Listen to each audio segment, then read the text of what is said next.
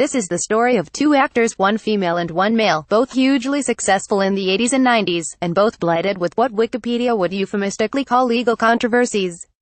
These largely happened in the early years of this century, when the woman was caught shoplifting in 2001 while under the influence of prescription drugs, and the man, while being arrested for drunk driving in 2006, ranted antisemitic garbage at the arresting officer.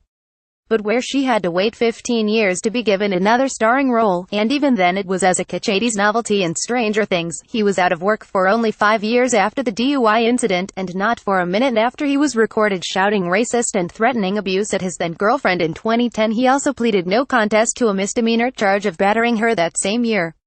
Instead, he was blessed with an Oscar nomination this year and has starred in big-budget comedies. In other words, his career continued exactly as it always would have done, whereas hers was blighted forever.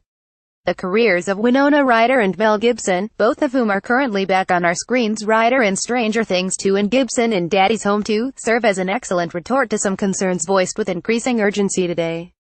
Seemingly every day, another celebrity or politician is accused of UAL harassment, or worse, and a common response is, yes, but is it really worth destroying the mont's career over this? To which I point to Gibson yucking it up on Graham Norton's sofa last week, and insisting in another interview that he, actually, was the victim of an unscrupulous police officer who recorded him illegally. And I say I don't think we have to worry about that, guys.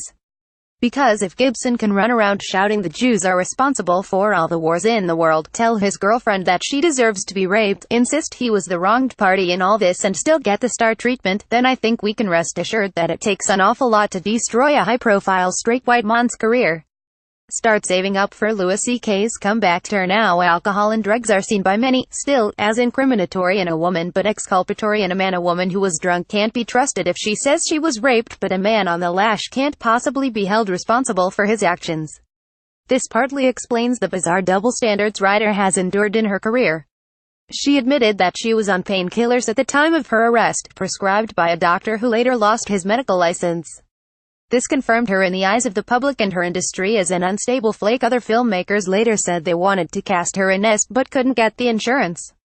Meanwhile, Ryder's ex-boyfriend Johnny Depp, whose career-long fondness for booze and destroying hotel rooms were depicted as part of his machismo, has carried on working since his ex-wife, Amber Heard, accused him last year of abuse, which he denied.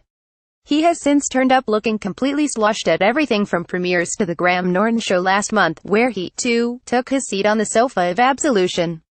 If Harvey Weinstein's career really is done so, then that, at long last, answers the question of what a successful man in Hollywood has to do to put himself out of work, be accused of raping women for the past 30 years, which he has denied. By contrast, the African-American director, Nate Parker, saw his career end just as it was beginning, when it emerged last year that he was acquitted of a rape charge in 2001.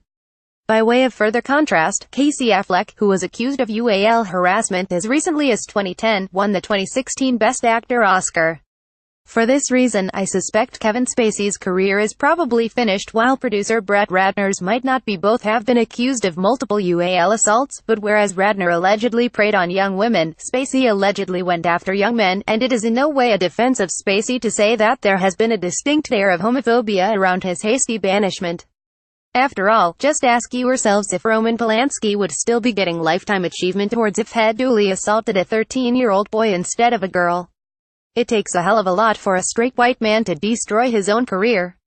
And to be honest, it somewhat undermines all the promises I've read about the new no-tolerance attitude towards assault, claiming that men have learned their lesson, when Gibson is there, grinning unapologetically from my local multiplex.